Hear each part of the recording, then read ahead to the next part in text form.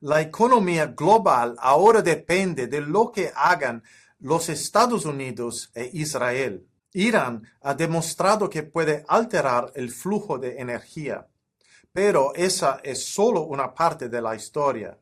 Lo importante ahora es cómo se gestiona esa disrupción, si se estabiliza rápido o si continúa, porque no es solo la oferta lo que mueve la economía, es la incertidumbre, y ahora la incertidumbre está aumentando.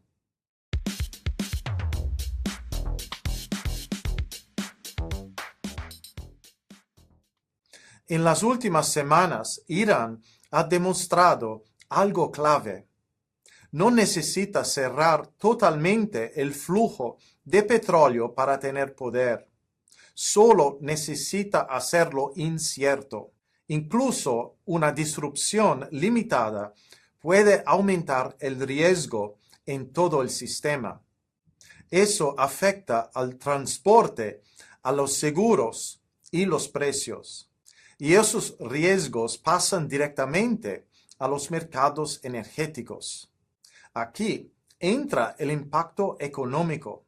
Muchos piensan que los shocks del petróleo vienen de la falta de oferta, pero en realidad los mercados reaccionan igual a la incertidumbre. El shock no empieza cuando el petróleo deja de fluir. Empieza cuando el mercado cree que podría dejar de fluir. Por eso, el impacto económico no viene solo de la disrupción, viene de la incertidumbre, que se mantiene en el tiempo. Y eso depende de cómo respondan otros. Cuando aumenta el riesgo, suben los precios, aumentan los costes y se retrasan las inversiones. Y esa incertidumbre se extiende a la inflación, a los tipos de interés y al crecimiento. Así que esto no es solo sobre lo que puede hacer Irán, es sobre lo que pasa después. Irán ha creado presión, pero no controla el resultado. Ese resultado depende de la respuesta de los Estados Unidos y de Israel. Hay tres caminos posibles. El primero es una estabilización rápida. El impacto es fuerte, pero breve.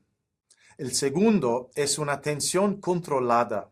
El flujo continúa, pero con riesgo constante. La incertidumbre pasa a formar parte del sistema.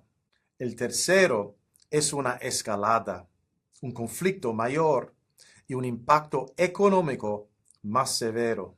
Pero estas decisiones no son solo estratégicas, también son políticas. En los Estados Unidos, cada opción tiene un subcoste. Estabilizar puede requerir acción militar. Mantener tensión implica presión económica. Escalar implica riesgos mayores. Por eso, la respuesta depende de lo que es políticamente sostenible. También hay un factor global. China depende en gran medida del petróleo que pasa por Hormuz. Si la disrupción continúa, tendrá incentivos para implicarse más, sobre todo a nivel diplomático. Con el tiempo, esto deja de ser regional, se vuelve global. La cuestión no es solo si hay disrupción, es si la incertidumbre se reduce o si continúa. Porque cuando la incertidumbre se instala en el sistema, sus efectos son más difíciles de revertir. Irán puede crear disrupción, pero no puede decidir cómo evoluciona el sistema.